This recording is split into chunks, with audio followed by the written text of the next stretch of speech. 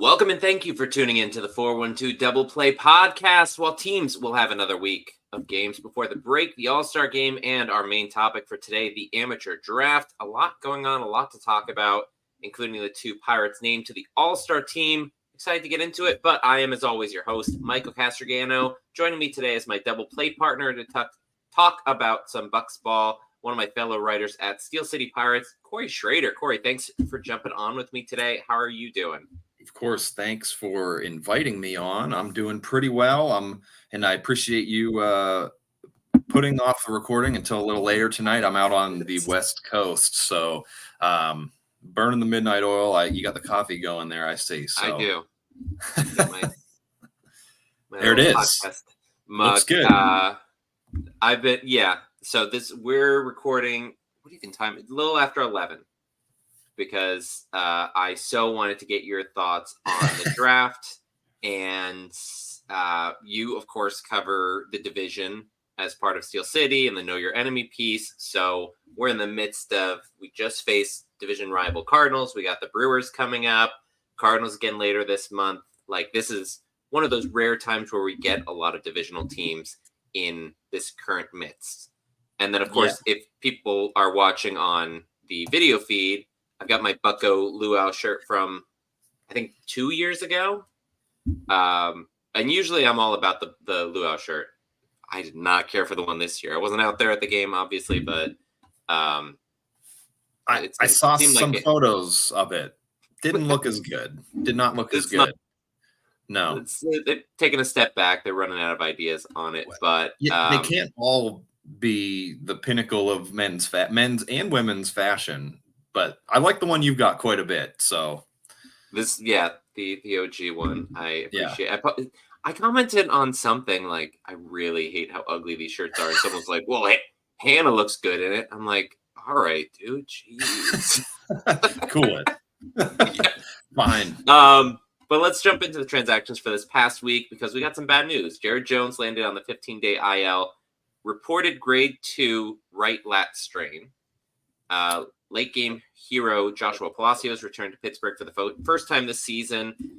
That delayed the spring training, injuries, finally back up here. Dalton Jeffries placed on the 15-day IL as well with a reported right elbow discomfort. Reliever Ryder Ryan earned his fifth or sixth call-up this year, I believe. And then finally, ahead of today's game, Brent Honeywell added to the 40-man recalled. And Bailey Falter hitting the 15-day IL reported left triceps tendonitis. We'll see how long that keeps him out. Left-handed pitcher Justin Brule DFA'd to clear a spot on the 40-man for Honeywell. We don't know, obviously, the impact of the injuries for either Jones or Falter. After both games, each of them said that they themselves felt it was minor. And then subsequently ended up on the injured list. How, and the different areas, obviously, like lat compared to tendonitis, severity, hard to say.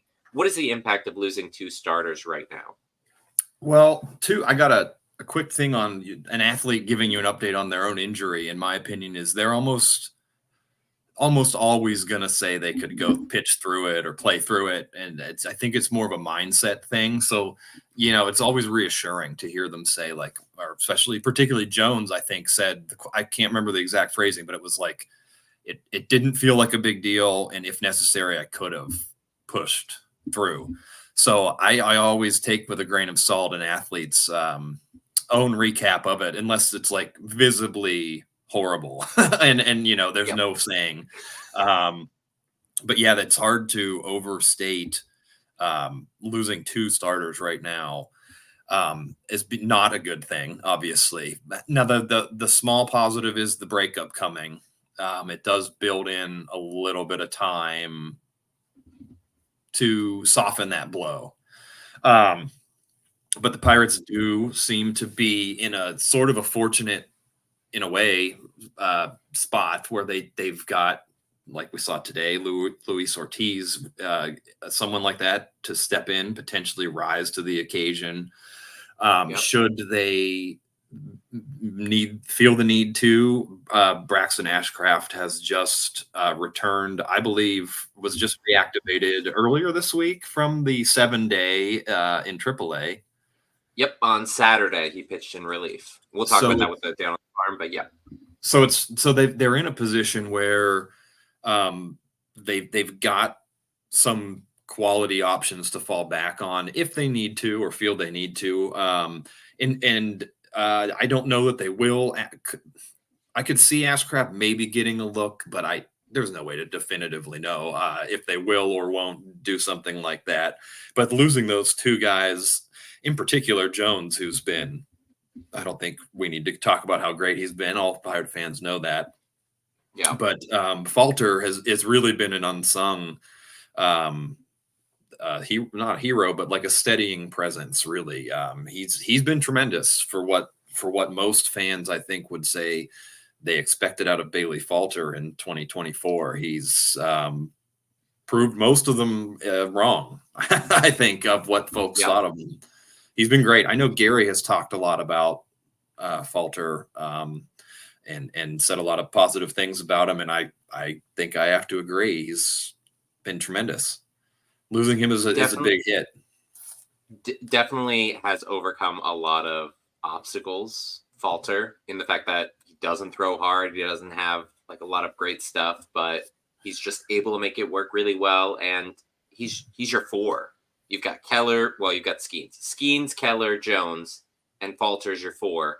You're more than happy with the production he provides at 4. Yeah. I think coming into that start on Saturday, he had like a 3.4 ERA. Yeah, I want to say it was sub 3.5, but I don't know what it was exactly. But he's been everything you could ask for. I think if you asked 29 other teams if they could use a guy like that in the 4 or 5 slot of their rotation, I think with few exceptions, they would say, yes, please, we'll take that. Yeah. Some teams might take them as their number 1. Maybe in Chicago on the White Sox. It seems like that. Maybe he might pitch higher than 4 or 5 for a team like that. Sure. All right, well, let's go ahead and jump into the weekly recap. Not a great week for the Pirates, obviously with the injuries, but starting on Tuesday with division rivals St. Louis Cardinals coming to town. Bucks sent out Mitch Keller, and he just didn't have it. Allowed 6 runs, 5 earned off 9 hits, struck out 5 over 5 innings of work. All of his runs allowed came off of 2 home runs, one by Nolan Gorman, another by Alex Burleson. Pirates managed to get some long balls of their own. Jack Sawinski got a 3-run shot. Kutch followed with a solo blast of his own. Both came in the 5th inning, but the team could not claw back as they dropped Game 1, 7-4. Game 2, Jared Jones on the bump. We mentioned that earlier. First start in 10 days. He previously had pitched against the Rays that week and a half earlier. Had some control issues creep in. 2 walks in the first inning, I think within the first 3 batters. Settled in, managed to go 5 innings, 4 hits, 1 run, just the 2 walks and 5 strikeouts. But, of course, he left after 5 innings with that right lat injury, landed him on the IL, and a blow-up by Colin Holderman gave up the lead, led to extra innings where down 1, bottom of the 10th.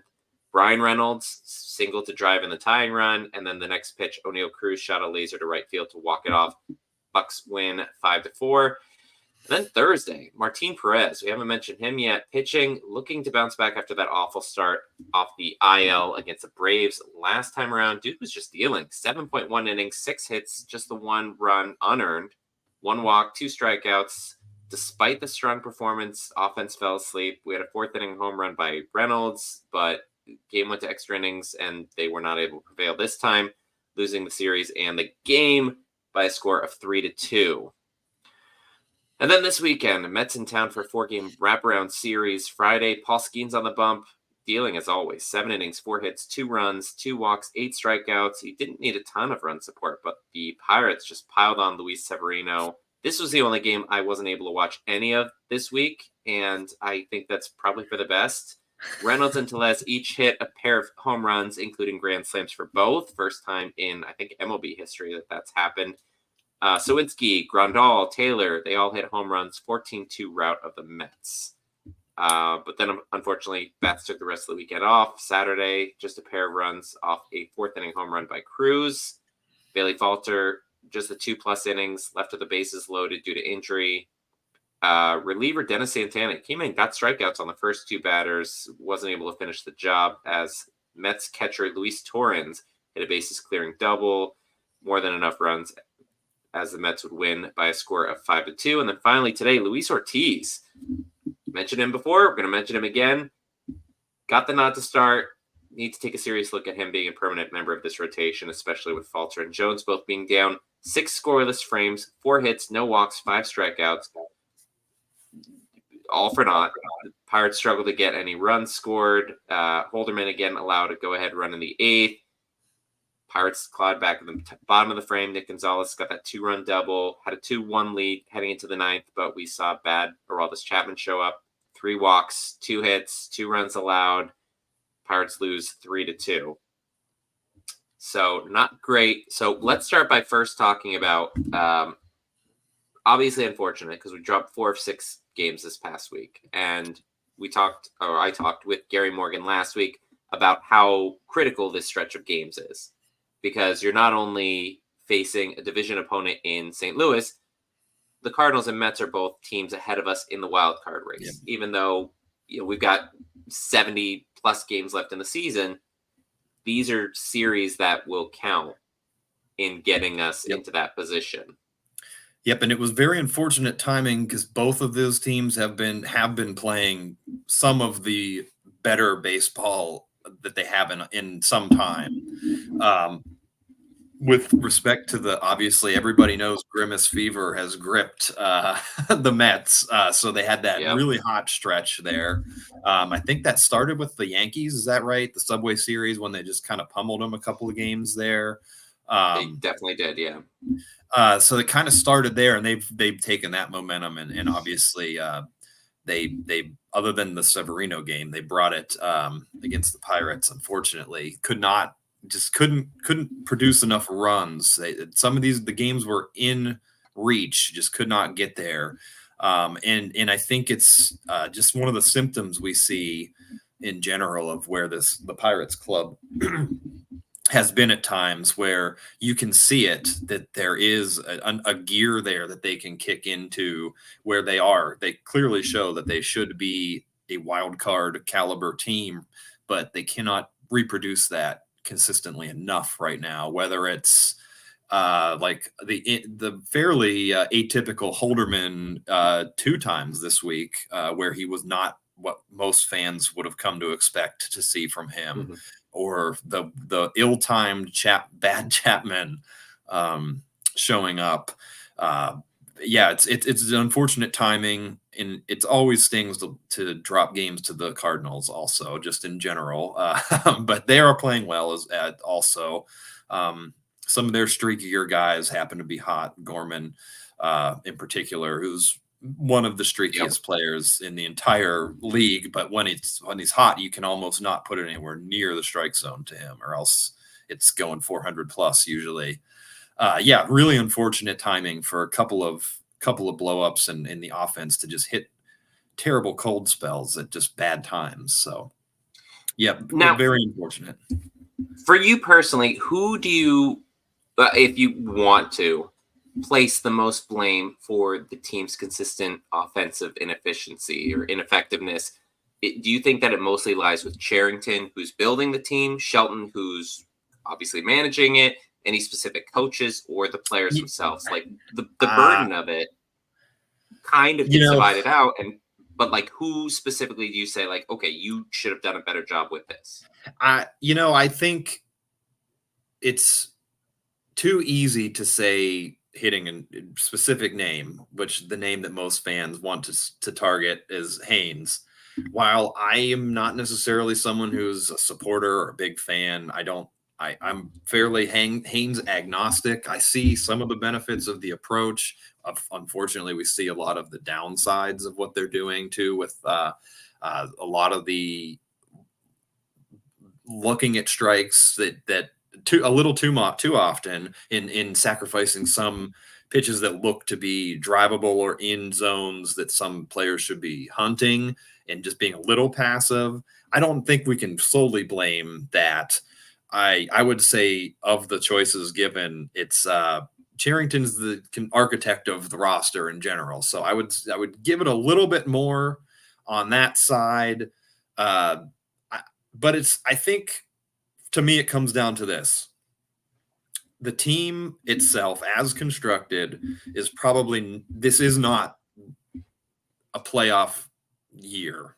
It is a make a run at a wild card year. But I think next year we see this roster rounded into more of a team. You go into thinking this is an above 500, like from day one. Look at it like this is an above 500 club, and we're going to seriously make this run. And they're definitely in position where they could absolutely, if you get into the playoffs with the pitching rotation that the Pirates do have, they could make noise right now. But I think the inconsistency that we just sort of that you've asked about is the problem. Do I know what the fix is to that?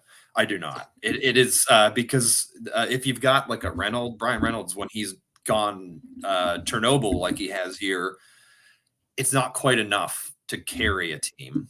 There's got to be more than one guy, and Rowdy. They're both. Let's face it. Rowdy's been one of the top 10 hitters or 12 hitters by WRC plus since like June 1, something like that. So he's been great, but it's not quite enough. There's just 1 through 9 needs to do a little bit more. Whenever they can't all be cold at once, other than one player or 2 players. It's just oftentimes seems to not be enough. And I think that's more indicative of the build, which could kind of fall into the Charrington bucket of issue. And 2, it's just inconsistency. And I don't know if that's a Shelton thing. I don't know. I don't know if it's fair to pin that on the hitting instructor or the head coach.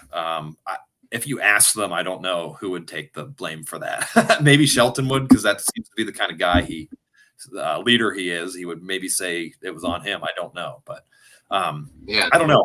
I don't feel like we can pin it on one exact thing. I would say it's the team itself, the construction.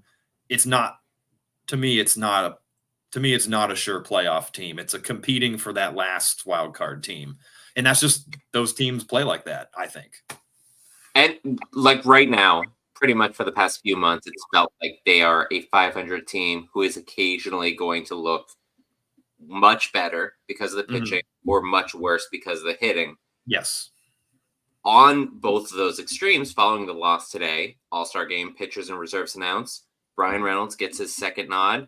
Paul Skenes making history, his first less than a year after being drafted first overall. Only time that's ever happened. I think it's the only time a guy has been drafted and then the next year, like at any point, drafted and then made the All-Star team. But I'd have to, I know it's the first 1-1 to go the next year. Your thoughts on these picks and who, if anyone, is a snub? I think Keller probably had an argument, but I also understand that the Major League Baseball probably wants Paul Skenes in that game pretty badly. In general, and not saying he doesn't deserve it. He absolutely does. He's been terrific. He's been every bit as advertised from more or less from his first pitch in the major leagues. So yes, he deserves to be in. Bryan Reynolds hit himself in really. He's really solidified himself for as frustrating as some of his cold snaps can be as well. What he's doing in the last month or so is just, that's all-star level baseball. Yeah. You mentioned Rowdy being a top 10. I think Reynolds since June 1st was ranked 8th highest WRC plus per Fangraphs. So they should both. They're probably both top 12, I would imagine, roughly. I'm just picking a number randomly. It's good either way. It could be top 30, and it would still be good, I would guess. So, yeah. No, I don't know. I think Keller would be my other, but he did just have like his most poor start, I suppose, at the worst time for that. I don't know. I can't think of a snub. Now it would be not the all-star roster or game, I will just make a quick. I want to see O'Neal Cruz smash big long home runs in the home run derby. The I don't know derby, that he will, and it doesn't mean anything. It would just be very fun. You can make the derby without making the all-star team. I think. Yeah, I think it would be very cool. Did we have It Pedro happens. Alvarez do that back in 2013, or did he make the team? I think he made the team that year because that's the year he hit his highest home run totals. I'm pretty sure. I think Yeah, he did 36. 36. So I think that I might have been the believe he 36 made the year. game. But it Okay. does happen every year. I'm pretty sure where guys are invited to do the derby. Someone's confirmed. Oh no, Gunner is the only confirmed that I saw. So Pete Alonso was also confirmed earlier okay, today. okay, that's his thing. So yep, he's won it not twice. surprised. So. Yeah, it's So just those two so far. Others could certainly show up. Skenes, funny thing from the other day, his ERA actually went up as a result of allowing 2 runs in 7 innings. He's up to a 2.12 ERA on the season. Only qualified starter with a lower ERA is Ronaldo Lopez, which is a shocker. I mean, his ERA is like 1.8. He threw like another 7 scoreless today or something. So I think like he hadn't started a game since he was in Washington. Probably 6 years, 5 years, maybe now ago. Yeah. Yep. I mean, Garrett Crochet's another one. He was a reliever and for years with the White Sox, and they have him starting this year. It's like, oh, he's an all-star. ace. Yeah, he's terrific.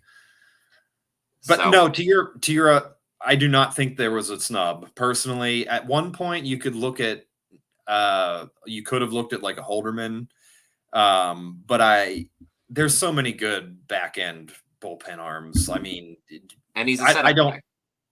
Like, yeah, and there are other guys like Jeff Hoffman of Philadelphia. I don't know if he made it, but he shares closer duties and setup. So I figure he would be the guy if they do put a setup guy in. But even he's got like 8 saves maybe already, so he's kind of a swing setup closer. So, but it's tough to be a setup man unless you're like prime Andrew Miller from Cleveland era, that kind of guy. Yeah. And every team has to get at least 1 representative. I think 10 teams got more than 2. Pirates are one of the ones with 2. Yep. And so the fact that Reynolds and Skenes made it kind of knocked out any option, I felt like, for a Holderman type to sneak in there. He had probably deserved to look at one point. Other than his most recent foibles, he's had a great year, and I would have not had a problem with him making it. Should he have been?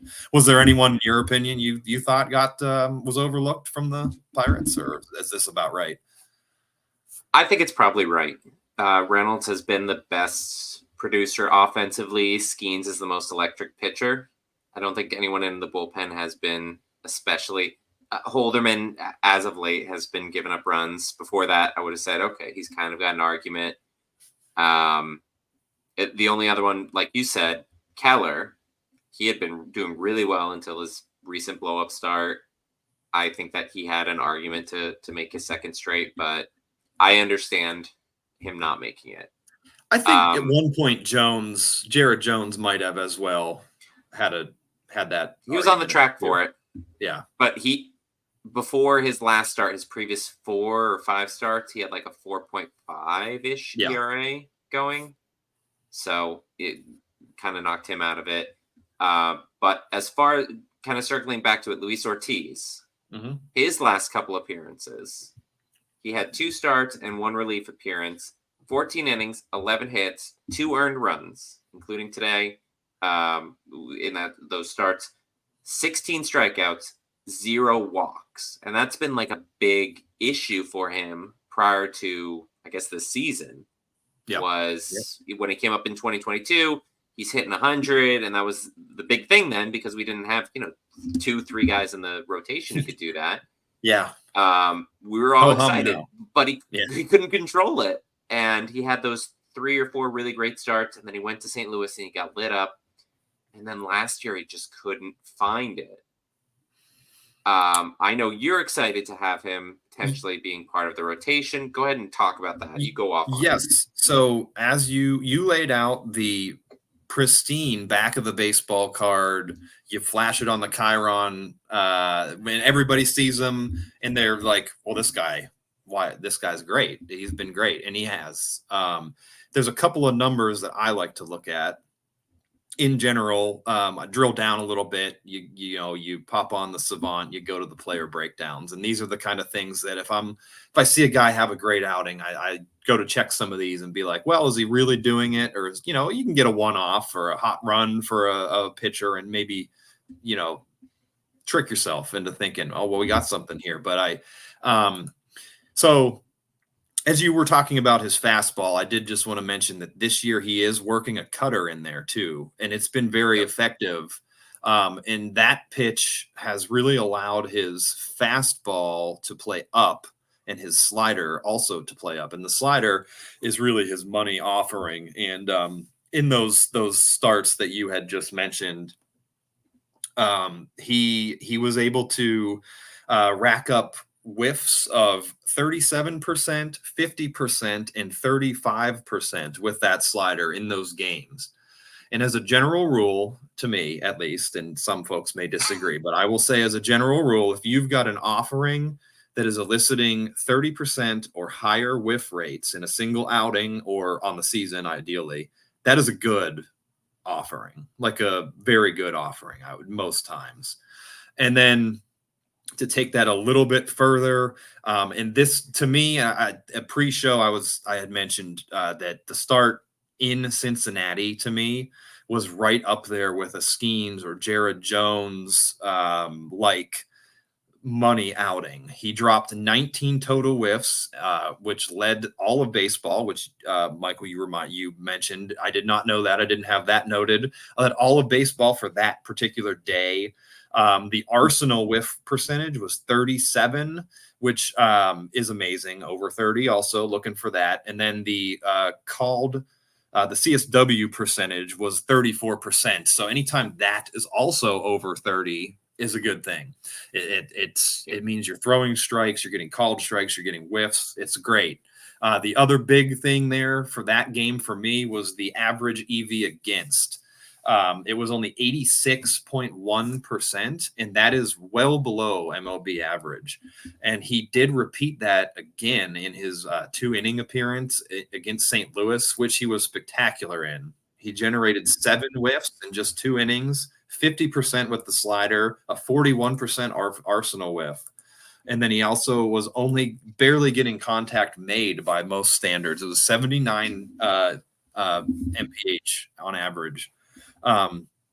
It was great. That's everything you want to see. That was a great appearance.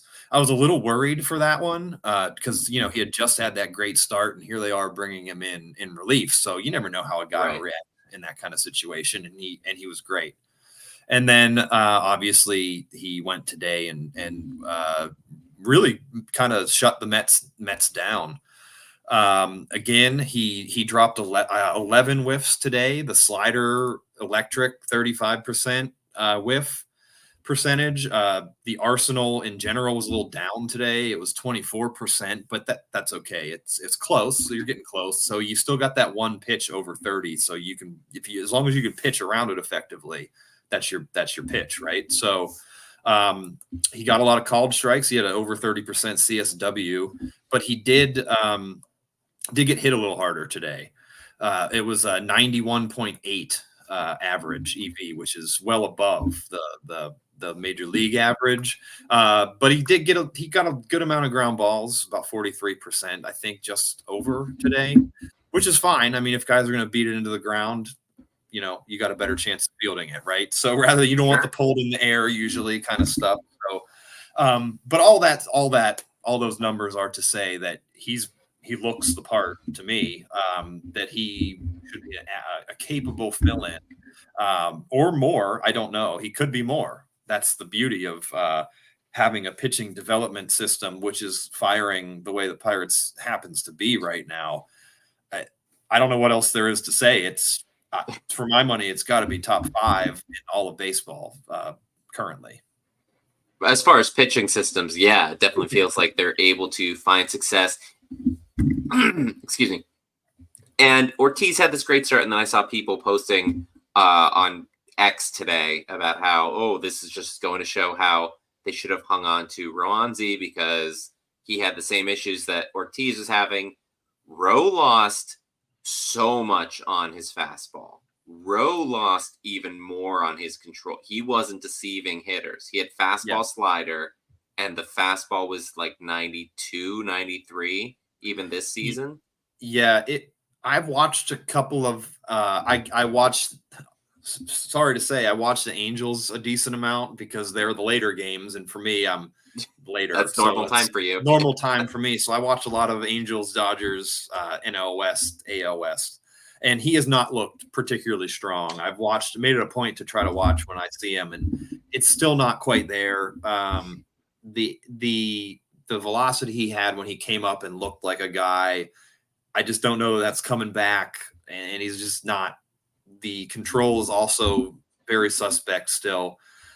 Shocking that the difference between he and Ortiz,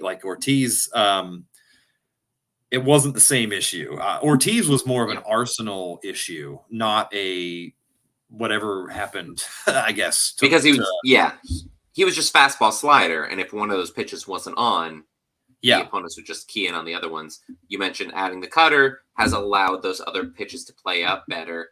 And just saying back of the baseball card stuff, 2.95 ERA now in 61 innings pitched. Yeah. You're going to take that from what is essentially, I guess, now your fourth starter, because we don't really have a fifth. So, possibly even a third starter. But you'll take that from your two. One. I mean, those are great numbers. You look at some of the other peripheral numbers, like his fielding independent pitching or things like that, and it all supports what he's doing for the most part. It's very similar, maybe slightly higher, but it's like 3-ish. I looked earlier, and I can't remember now, but he's also not getting like lucky, so to speak. Like the batted balls in play is hovering around 300. I think it's like 290 something right now. And one of those outings he had where he was dominant, it was like 600. So I think it's pretty real. A lot of it will depend on he is throwing a lot of strikes with in particular with the cutter and the fastball, and that's really plays up that slider. So it makes it a lot harder to hit if you're afraid of 90, 97 from that heater in the zone. 99 today.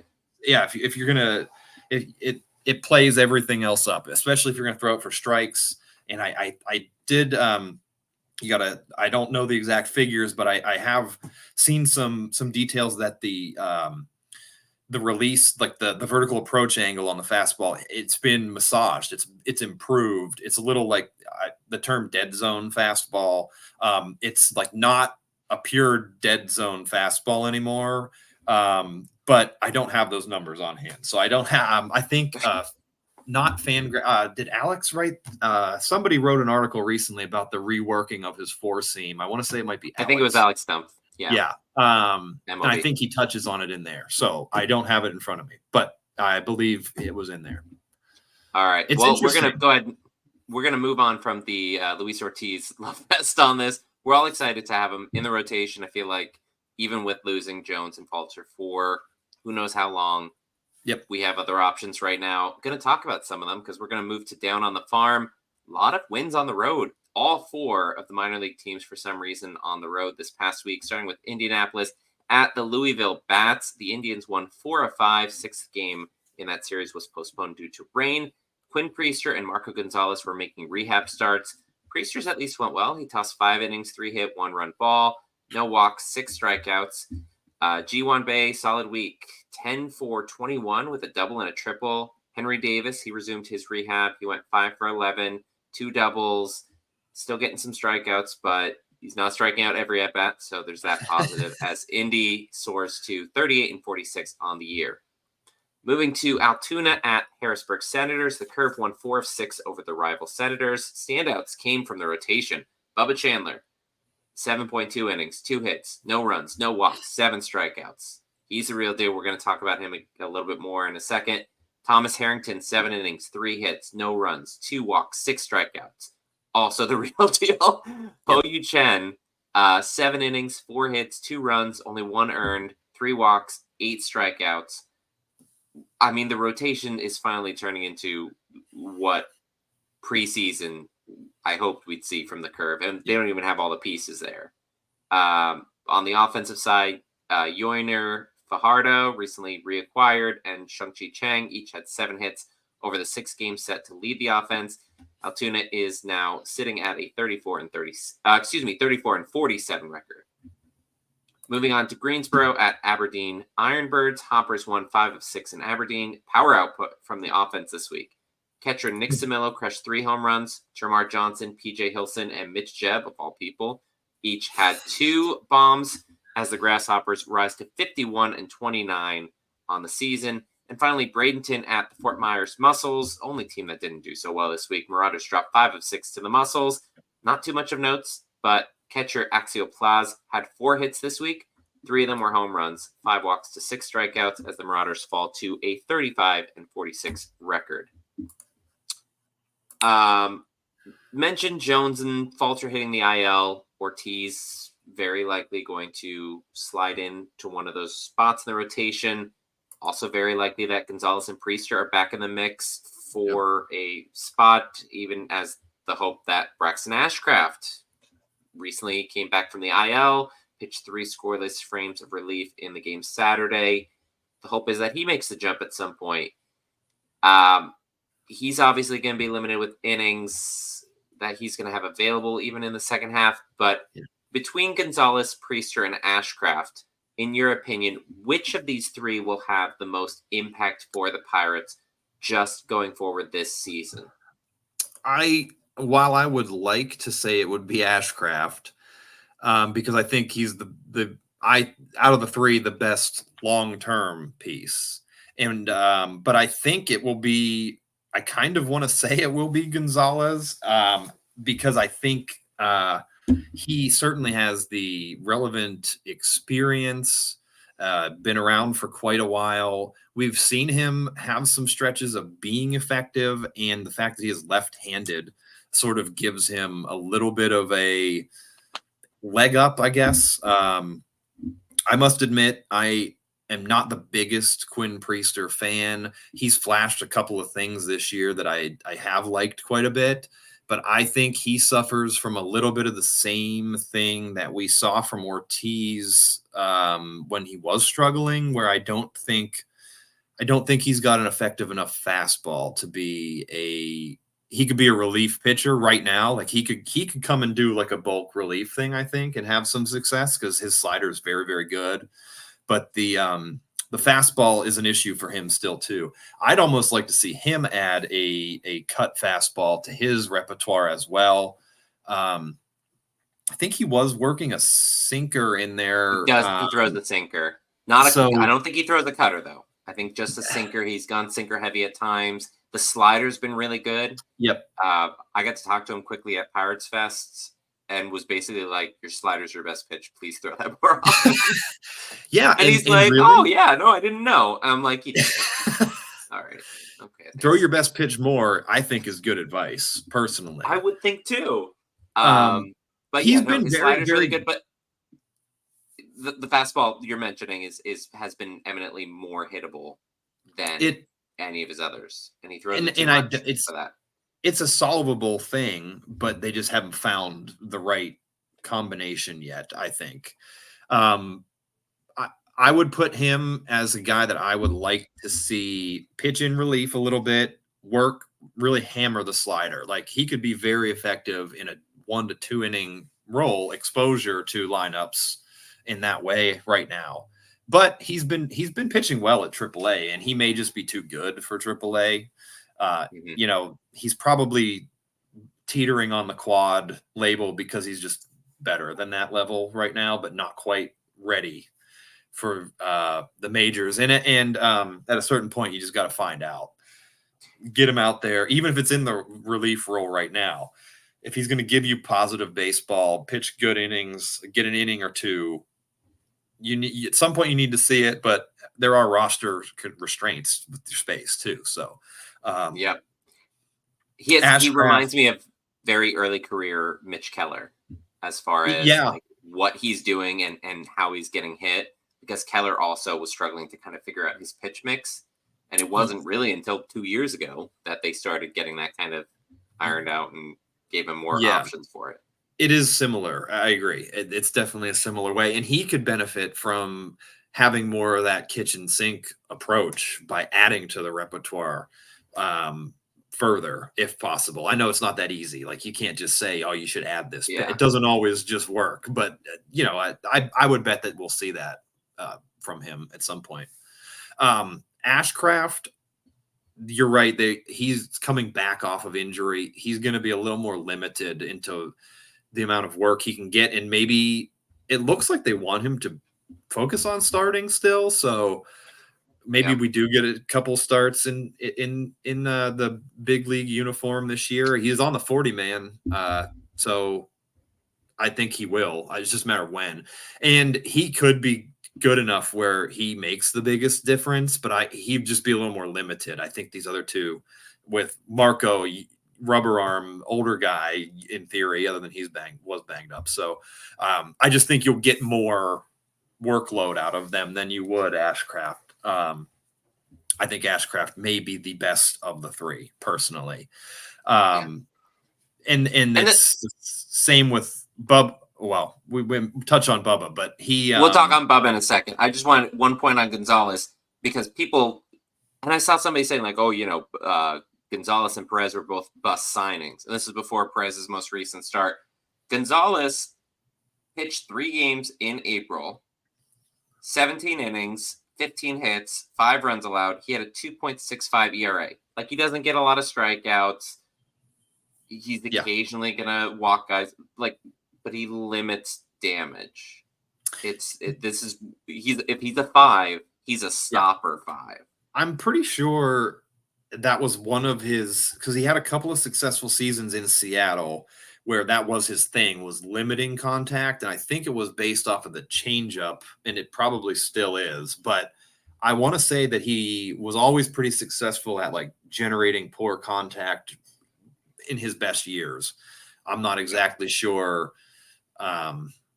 if that's still really, but when he's on, that's what he does. And you're right. That's something that it's a skill. You don't have to strike everybody out if you can pitch. Like, that sounds dumb, right? They're all pitching, but you know what I mean? There's other ways to get guys out.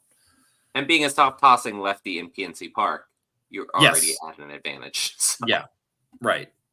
I think ranking them via like utility to this club, it would be probably Gonzalez and then Priester, although he could be more of a Swiss Army knife, and then Ashcraft, highest floor ceiling, I suppose I would say, for what you're going to get. He could come up and just take the league by storm, a la Jones, and he could. But his pitching, generally speaking, I just think fans should also take a deep breath and realize most rookies don't do what Jared Jones and Paul Skenes have done. So don't be let down if someone comes up and isn't that good right away. Nobody is, okay? It's okay. How dare you? Yes. Talking about some more prospects, MLB Pipeline, they reshuffled their prospect rankings last week. Pirates lost a couple names. Now having Bubba Chandler at 51, he moved up. Tremar Johnson dropped down to 76, and Anthony Solomito is having a rough season, sliding in behind him at 77. TJ's been heating up as of late, off to a slow start to the season while repeating, essentially, Greensboro. He spent half of last season there. Is his drop in the rankings justified, in your opinion? I do think so, but to me, it doesn't affect his potential ceiling out, his long range projection. He's still 19 years old. I think, right, he is 19 for most of this season. Is that right? I think. Sorry, he may have just turned 20. Okay, I think he just turned 20, but I'll look it up. You talk. So I think what we're seeing is the reaction now to his original draft stock, which to me was always a little overinflated on the hit tool. He was getting some crazy comps from like big name scouts. And while I don't doubt that a lot of them put a high hit tool on him, it didn't help him. It because he's turned into a little bit more of a power over hit, which is totally fine. I think I don't have a problem with that. I've said before, if he turns into Max Muncy with some more speed, that's totally cool with me. That type of player has a home in baseball, especially right now. I think one reason that he's dropping is that he's not hitting for a terrific amount of power in Greensboro, which is an offensive friendly park. He has been lately, so that's good. And that he's repeating the level. I think he's not living up to the expectation, which I might have been a little too high. I still like him. He's probably in the back end of my personal top 10 still, probably around 9 or 10. Although that may change with debuts and some other guys dropping out soon. But yeah, I understand him being dropped in top hundreds, because you also realize it's what we're looking at as the Pirates. Other teams have guys breaking out, playing well, blowing up, that may just simply be passing them. And that's, what are you going to do? I also want to say lists are kind of just a curiosity. They're just kind of fun. Now there is something attached to them with the PPI stuff now, so they kind of matter. But to me, it doesn't really. Like Matt McClain, was he on any top 100 lists when he came up for the Reds and was immediately a borderline all-star? Like he was like a 3-WAR player or whatever, but he probably wasn't even on any top 100 lists anymore after being a first rounder. So it doesn't make or break you. I don't think. I wouldn't drop him that far. For my own purposes, I would not. I'm not down on him right now. Okay. I think but like you said, like the hit tool isn't the Wade Boggs and Vlad Sr. kind of like now he's hitting 244, which is consistent with what he was doing last year. 9 home runs in 344 plate appearances is a bit off of the pace that he was setting previously. So I know his June has been pretty torrid. I saw a couple of folks talking about it. I mean, you look at some of the other underlying things there. The ISOs come up to 152 on the season, which is pretty nice. It was pretty low at one point. It was like 120 or little for not what I would expect from him. The on base is still looking really good. OPS is bordering on 800. The WOBA's 378, 376. Sorry, top 10 in the farm and all of our Pirates farm. It's close. You can see it's there. I think if he goes on like a power binge in August or something, you'll see him come back up on a lot of lists. It would be my guess. Yeah. And you mentioned PPI. He's not going to be starting next season with the Pirates. He's going to be in Altoona at some point this season. He'll probably be there to start next year. And we'll see if he even makes it up by the end of next year. You see, if he goes to Altoona and just mashes, he'll fly up the list again, and it won't. It'll be like he never dropped. So he's playing well right now. There's plenty of time for him, I think. The Max Muncy comp is interesting for me because I feel like that is – I've always thought of him as like a Juan Soto type because the walks to strikeouts are always pretty even. But Muncy walks a ton too. So that 400 on base – well, his is more like 360, 370 when he's good. But yeah, that was more of a what I was seeing. Now the average is creeping back up. Muncy hits pretty like 230-ish now, maybe. Lower. Is it lower right now? I know he's been hurt. He's typically like sub 200, but I don't have his numbers. But even so, that player, while infuriating to a segment of fans, has a place in today's game. Muncy plays multiple positions for sorry, I don't mean to talk about Max Muncy. We don't need to, but that player has a home in the modern game and on a good team is the other point there. Because what team does Muncy play for and start for and has for what, 6-7 years? One of the premier organizations in baseball. And he can stay on the field hitting sub 200 because he does other things. He gets on base, he smashes homers, doubles. Yes, he's going to pile up some strikeouts, but he's going to do other stuff. It's probably frustrating. I bet Dodgers fans may get frustrated, but he keeps himself in that lineup. And I think Termar could be that kind of player and remain in a good Pirates lineup at some point. Yeah. Muncy's batting 223 now, but like you said, we're not going to focus on someone from the Dodgers. Yeah. Even though talking with our West Coast guest, pivoting, keeping with Termar, going to bring in Bubba to this because he and Bubba announced last week as representatives to the Futures game over All-Star break. Your thoughts on Bubba and how fast he can rise through the system? Is he your number one prospect for the Pirates? Right now, yes, he is. I think you're seeing why with his last 3 or 4 starts in a row now. He's had it. Everything has been on display. He looks to me, because he's still kind of new to pitching only relatively, because he was the 2-way guy. And he looks to me like he's got a future as a major league starter. The ceiling being a good number 2. And I think the floor is probably getting higher. We're talking maybe 3, 4, 4 good 4 is the floor at this point. I think seeing him with pitchers, it's always got to be provided they stay healthy. But yeah, he looks really, really good. And he would probably have surpassed Ashcraft for me right now. Ashcraft for pure proximity would have been there probably because he's ready and on the 40-man. But yes, Bubba would be my number 1 right now in the system. Looks great. And you mentioned Thomas Harrington. I think he's pretty good. Underrated. He is a terrific pitcher, and it looks like a home run of a draft choice there as well. And we talked about how this is just such a great pitching factory. Harrington seems to me like one of the most likely candidates to get traded because he has such a high floor and we have all these other guys. If we need to get hitting somewhere, he's one of the guys who makes sense. He would be because I do really love him. But... Yep, they're very attractive to other organizations. Absolutely.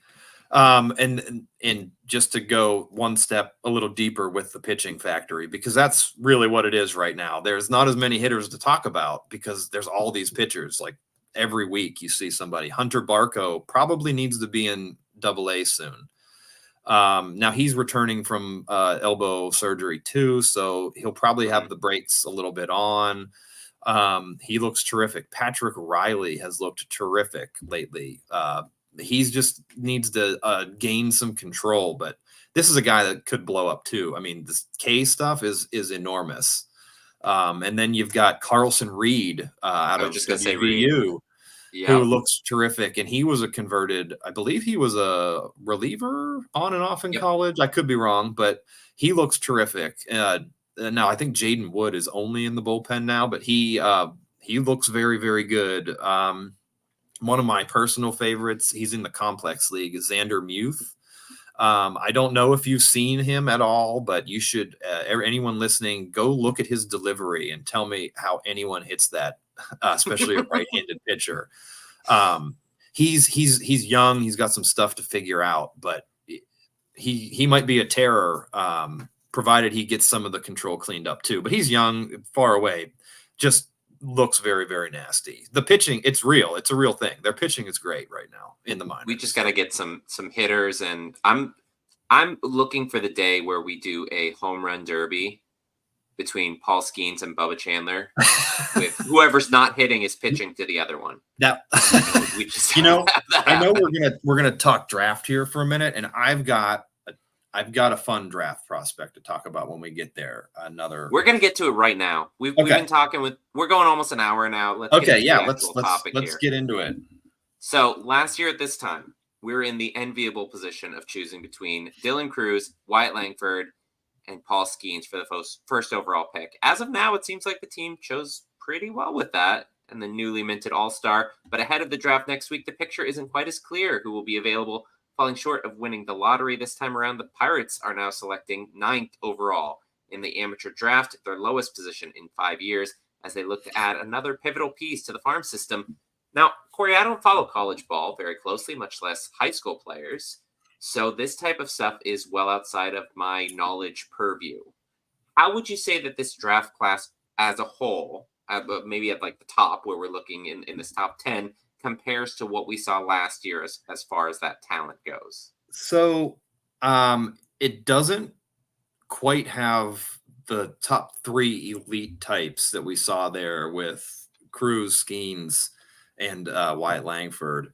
But there is a very strong pool. And for me, there's a couple of guys that are close to them, but I probably wouldn't have selected over them in this year's draft. And they won't be, unfortunately, they won't be on the board, I don't think, for Pittsburgh by 9. But Oregon State's Travis Bazzana would have been a guy that I would consider selecting near that range. I don't know that he can man short, so I probably would not select him over a Cruz or a Langford or a Skenes. But he would, for my money, is the number 1 selection. He may not go number 1. I think he's the best player. I'm a little biased. I'm an Oregon State baseball fan, but okay, yeah, he is good. He's a very good player. And then you've got Condon out of Georgia, who's in the discussion for 1, who set a bunch of the college home run records this year.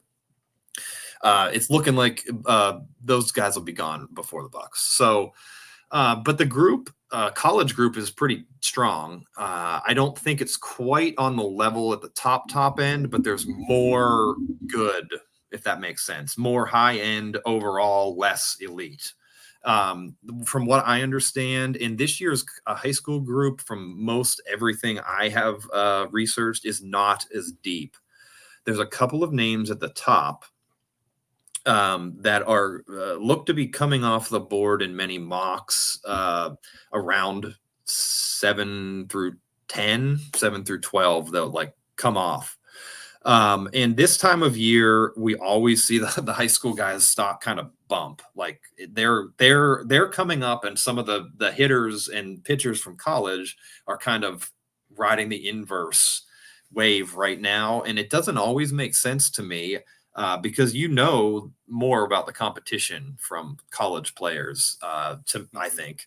Like it's a lot harder to know the caliber of competition some of the high school guys have faced. Now, I know they do showcases, and there's a lot of measurables that teams have that the lay person does not. But the combine, they introduced the combine too. Yeah, the combine has helped with a lot of those non-high end ones too. In a lot of cases, like really boosts their stock. But so a lot of the mock drafts I've seen have the Pirates like linked to some of the two of the high school players I've seen as Griffin, and then I think you just say it, Bryce Rainier. Those are high school players. These are the prep players. Yeah. It is linking them to them because I think a lot of people don't know how high they're going to go ultimately. They have the talent to probably be drafted higher than that, but it's a matter of who is going to fall in love with that player, because they could. Let's face it, Colorado picks above the Pirates, and it's impossible to predict what Colorado will do. They could take a high school kid. They could take a guy that's way down, and maybe, I don't know. So it's hard. They could pick someone who was drafted last year. They could another system because it's Colorado. Or take someone who's off the board, like your buddies at a fantasy football draft. They're not paying attention. They're like, oh, that guy's gone already. But so I think here's what I'm going to give you a general how I would approach the draft if I'm Pittsburgh, right? Mm-hmm. Now, this may sound strange, but there are 2 premium pitchers. Hagen Smith, left-hander out of Arkansas. Chase Burns, the right-hander out of Wake Forest. Right. It is unlikely, but not impossible, that one of them makes it to 9. If I'm the Pirates and Hagen Smith or Chase Burns are on the board, I am going to select them.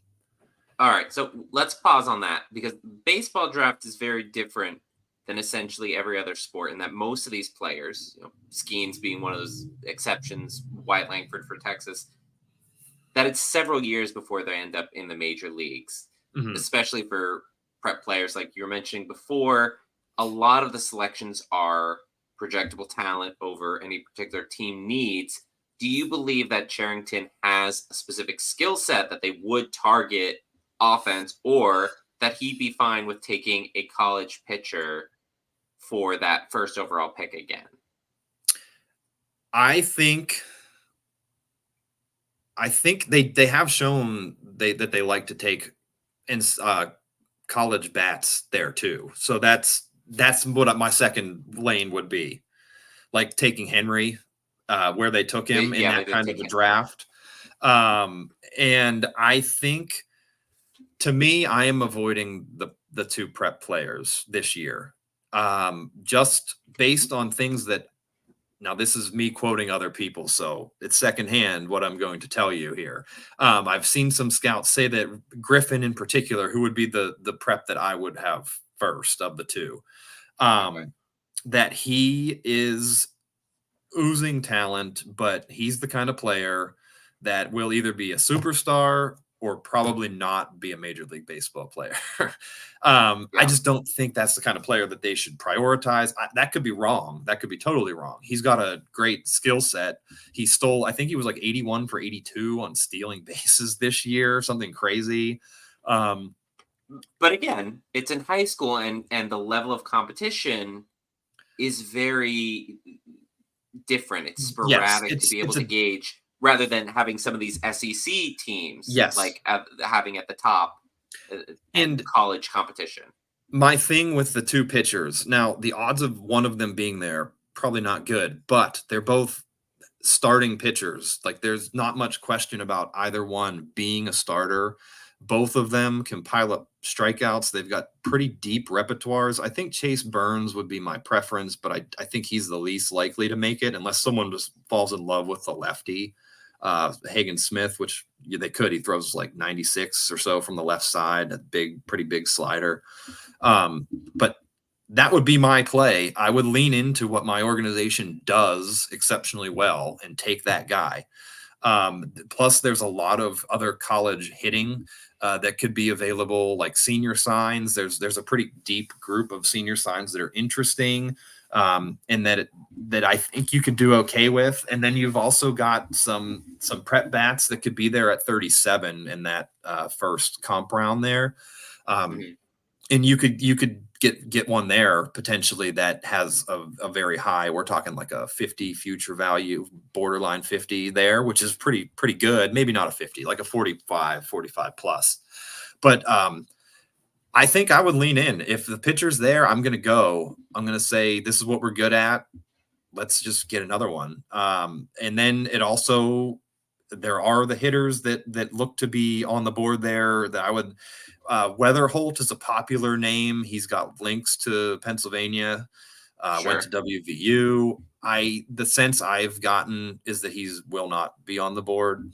I've seen some people think he could go 1 to Cleveland. So I don't think he'll be on the board. I think Nick Kurtz out of Wake is a potential target there. He's probably a first base only, which kind of limits the ceiling, unless he's just going to be Jim Tomei, which I've seen some people say he reminds them of Tomei, big hulking power hitting lefty first baseman out of Wake.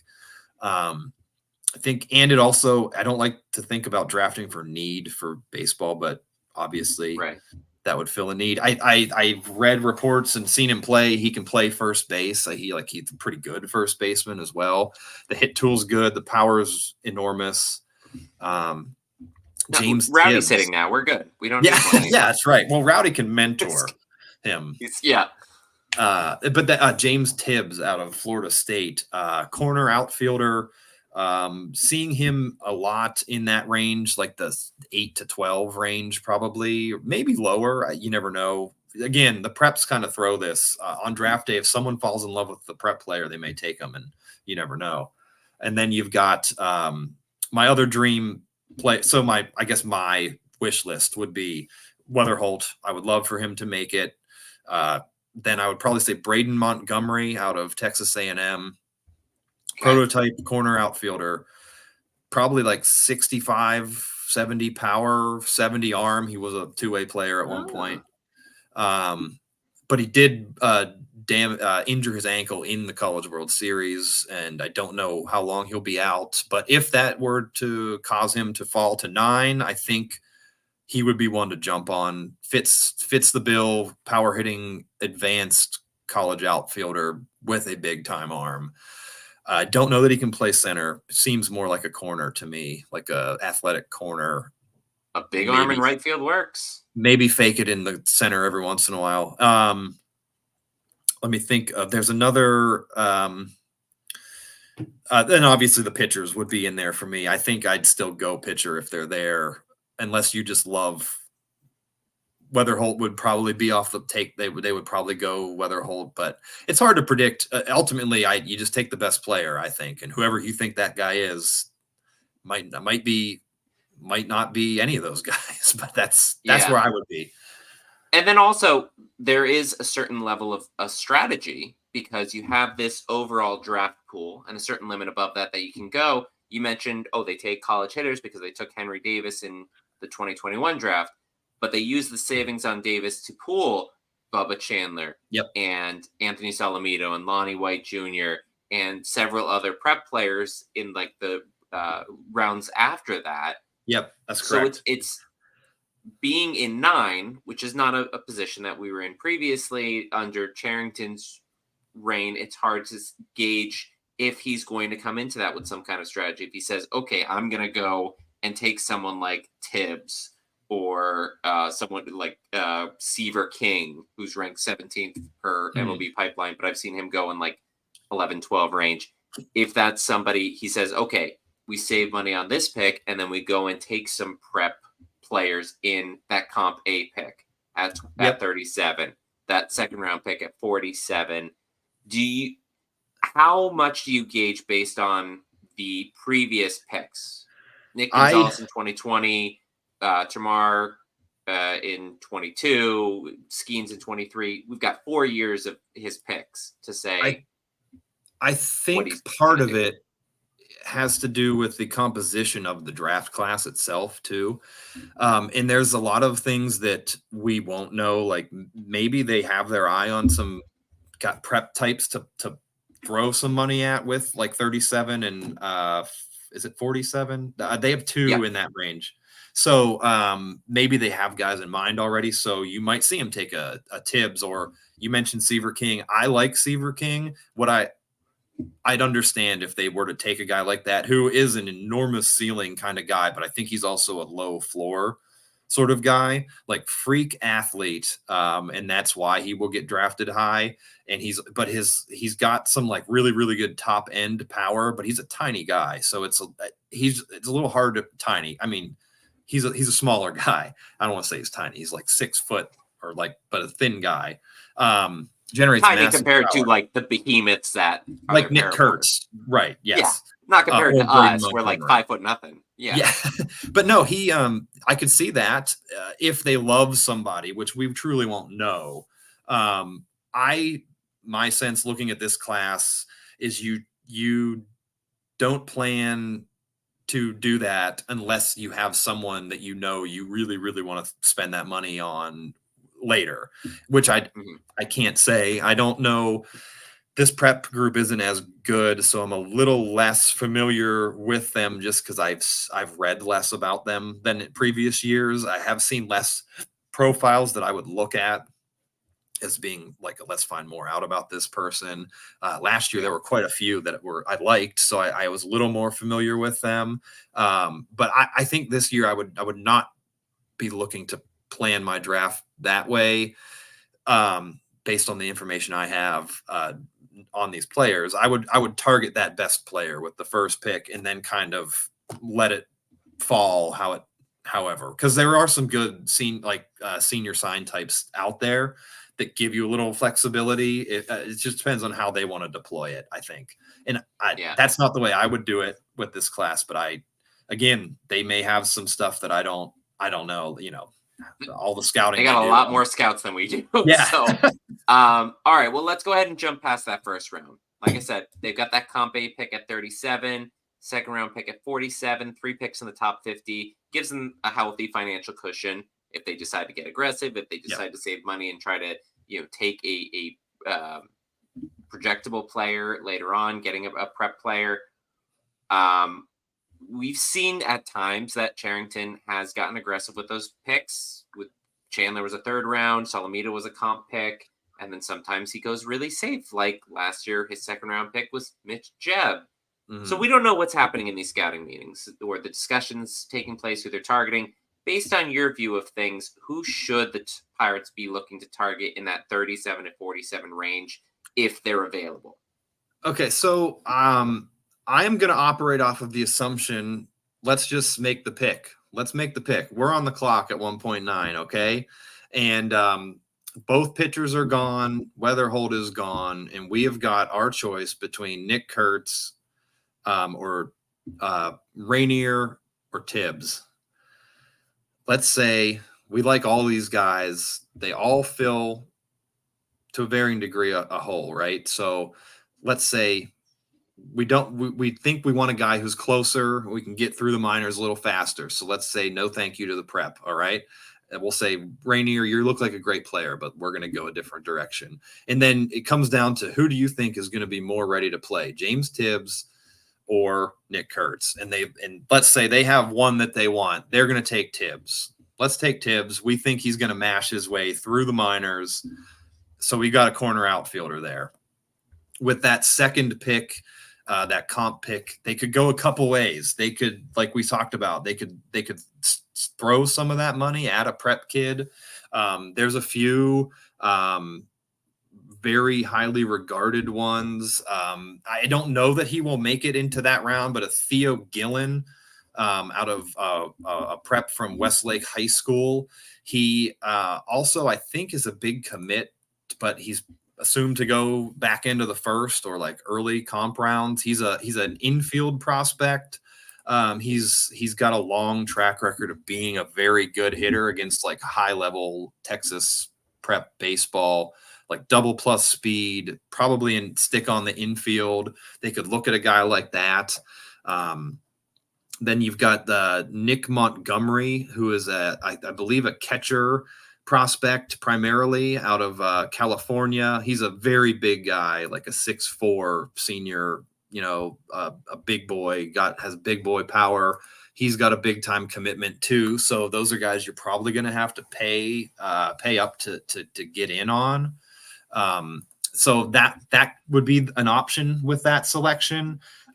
There's also some other college players that I think will be available at that range. One of my personal favorites preseason, and he had a little bit of a rough regular season, is Mike Sirota out of Northeastern. He's probably going to stick in center field. He was a top 10 pick actually in the preseason, and then he was just not consistent in the regular college season. But he's a 5-tool player, a really, really good athlete. And he saw his stock drop just because he didn't repeat what he did last year, and he was tremendous last year. That kind of guy could be on the board, and that would also be a terrific selection. But if you think that kid's there at 37, maybe you take a Kurtz at 9. I don't think you can project it like that because the draft is a different animal. There's than other sports, but that's the kind of guy that could be on the board there. And then you've also got a couple of pitchers that I think would be there at that spot. You got another, I'm going to hit Oregon State. There's a Oregon State homer, but Aiden May is a very strong pitcher who could be on the board there. That might be a little on the high side for that, but he fits the profile of a kind of guy they look for. He's got multiple fastballs, throws it hard. He's got a really good slider, like a super high spin slider. And then another college kid that I would look maybe in that range out of UC San Diego, Ryan Ferrucci. Very similar, except he's got a very, very modern fastball. When I say that, it's like a attractive shape to major league analytics folks. He's another guy that could be, you'd look at in that range. I think would be an attractive target for the Pirates system. But again, it's, as you said, it's really hard to predict those picks, because that's so far out. Yeah. That's where they're going to look to spread money to. And I think those are good ones to keep in mind. Let me try to go through the guys you mentioned here, because I have them. Gillen, you mentioned he's got a commitment to Texas, but he's very young, ranked 28th on the MLB pipeline. Mike Sirota currently ranked 50th. A big plus for him is he did 2 years in the Cape Cod League, which Charrington has shown favoritism towards, and he had a 942 OPS over those 2 seasons. He's also the grandnephew of Whitey Ford, which is kind of fun. I did not know that. Yeah, he. I think maybe because of that, but he was a late round selection by the Dodgers in 2021. Certainly someone to keep in mind, could rise through the ranks quickly, especially having that familiarity with the wood bat being Cape Cod 2 years. There's going to be a lot of different names, and again, nobody said Mitch Jebb heading into the second round last year. Me and Ed, I think we were recording at the time, and the name came through, and we were just scrambling because we're like, why would they pick this guy? We're watching video of him trying to hit, and it's still like this bizarre thing. He's having success in Greensboro right now, but we'll see. So I've got just a couple of names to mention, and these would toss them all out. Okay, so these are another one that so a UCLA middle infielder by the name of Deuce Gorson. He has not produced a ton, but there's a lot of talent there that you can see. He's got a great swing that gets to power. You can see it's like a tweak or two away. His approach is very good. He makes good quality of contact. He's a guy that I could see being a college guy that is a little overlooked, but ends up looking like a steal once you get him in your system and you see him play. And then another big fan, I'm a very big fan of Miles Smith. He is a center field, probably center fielder, outfielder from UC Irvine. He's an all 5 tool kind of player. They're all, I think, have a chance to be average or potentially better. Some of them maybe. He's a good looking player. I think he would be like a mid-round kind of guy. It's hard to predict how the college guys will always transfer, especially small school, but there's chances to find guys that are diamond in the rough types there. He hit over 400 this year for Irvine too. So, I mean, he can play, he can hit. I will say Cade McGee out of Texas Tech is another one. I think he was a transfer from Gonzaga originally, but he has very good exit velocities. He lifts the ball naturally. He's a really good, strong player. He's a third baseman. I don't know if he'll stick there. But you try him there, generally speaking, and then you see three others that I'll mention real quick. One of my personal favorites, and I mentioned him before when you talked about your two-way home run derby. So there's a player out of Campbell, which is something of a baseball draft player hotbed. Where Harrington came from, yeah. Harrington, Zach Neto, also out of Campbell. So his name is, I may pronounce his last name wrong, so apologies in advance, but Grant Knipp, Knipp. So he's a big mystery to me. He is sort of a two-way player. He mostly hit. He's only got 5 innings pitched in college, but he went to the combine and did both. He pitched and hit. And he put up some very impressive velocity in the bullpen sessions and also flashed a couple of more pitches. It's not just straight up heat, but he was hitting like 97, 98. And also throwing a slider that was over the plate, like not just throwing a slider, like he was throwing a slider and had some other stuff. But more importantly, he has tremendous power. He put up really strong exit velocities. He was one of the top 5 in max exit velocity at the combine as well, like 111.6, I think. And during the season for Campbell, he also mashed. He hit a bunch of home runs. He stole some bases. I think he had over 1,000 OPS. He's a good player. I just don't know how teams view him. I don't think that he will get a chance to be a two-way, but please draft him. Let him be a closer / DH or something, or catcher if he can stick there. It would be a lot of fun. He's a guy that's a lot of fun.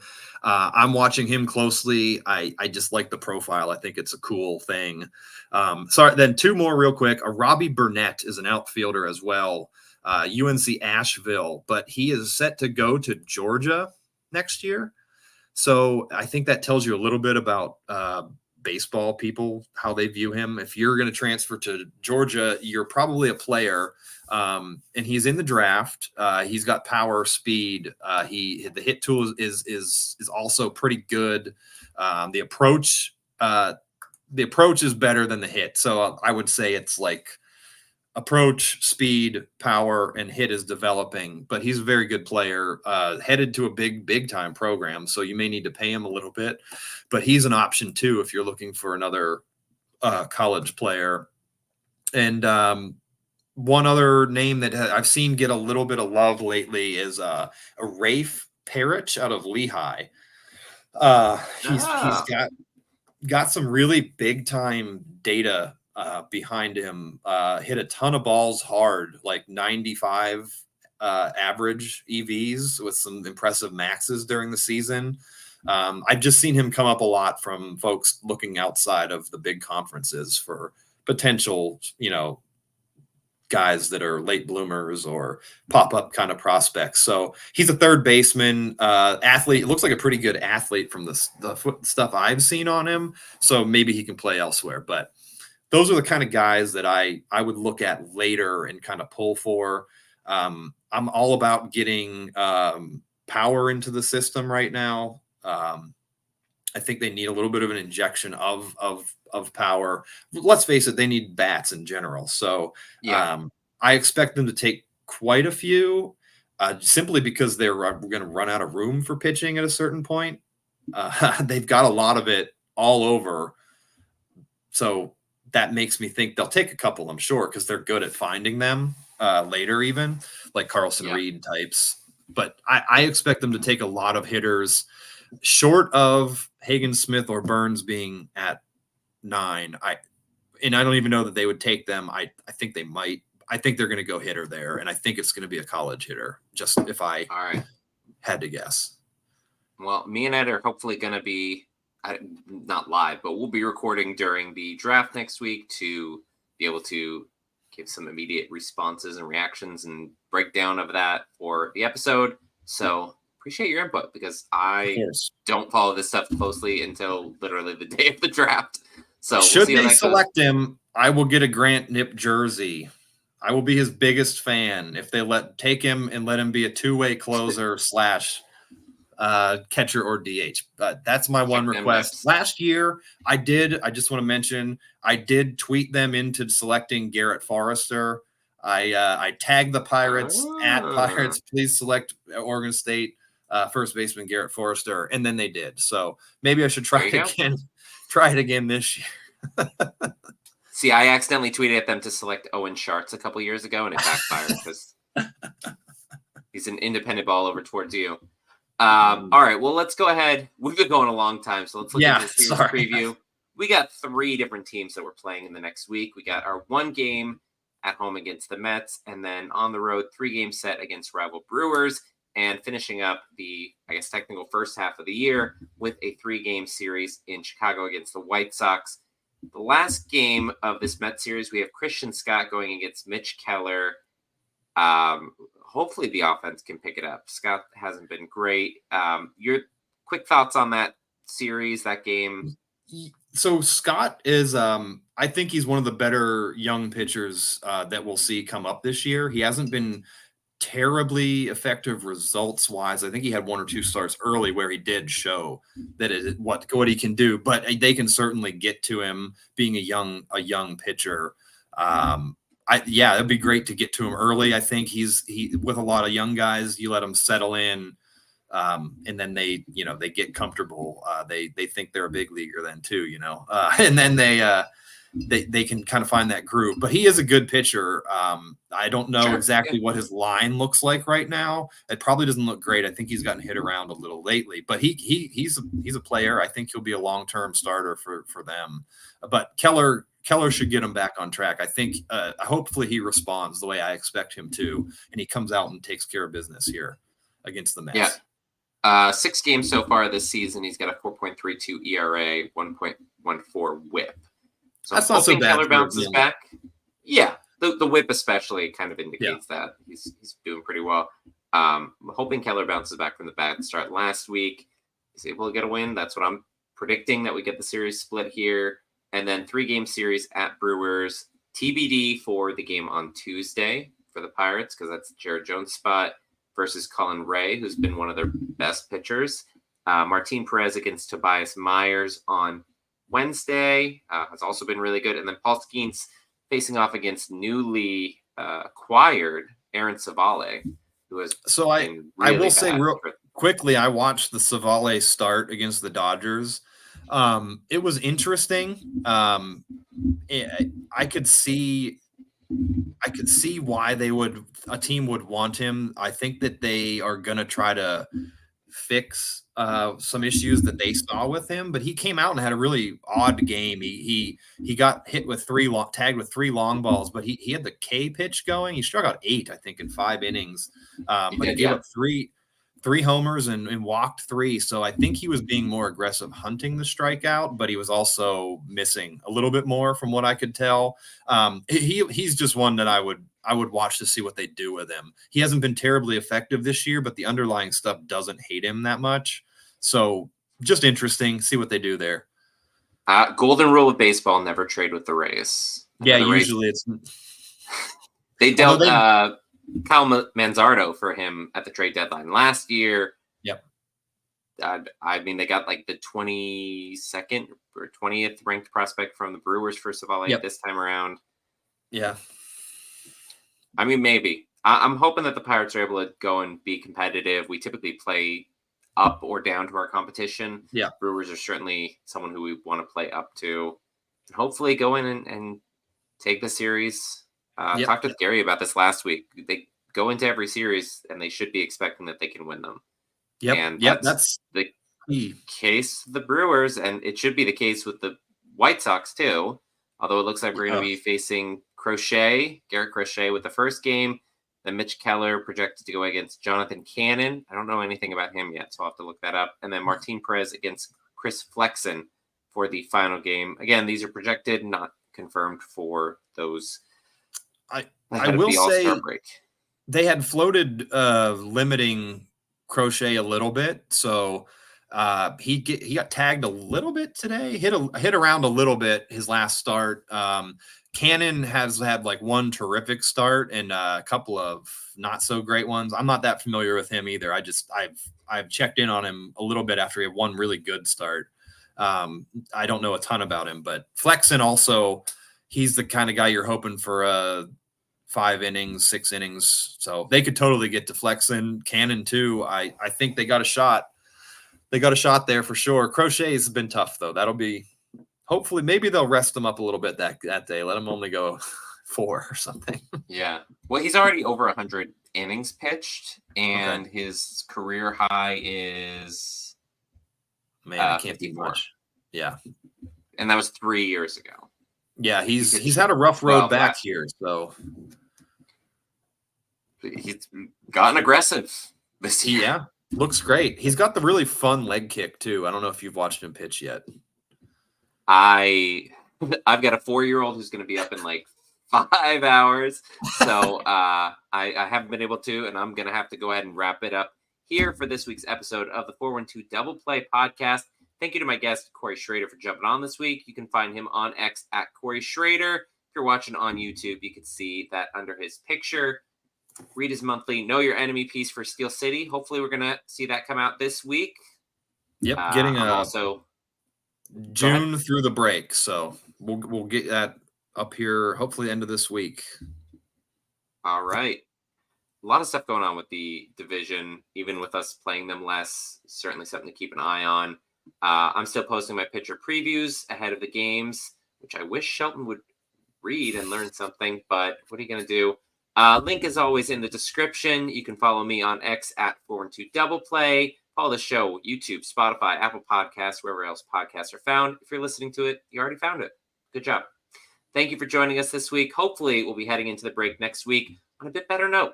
So, with that said, let's go Bucks. Let's go Bucks.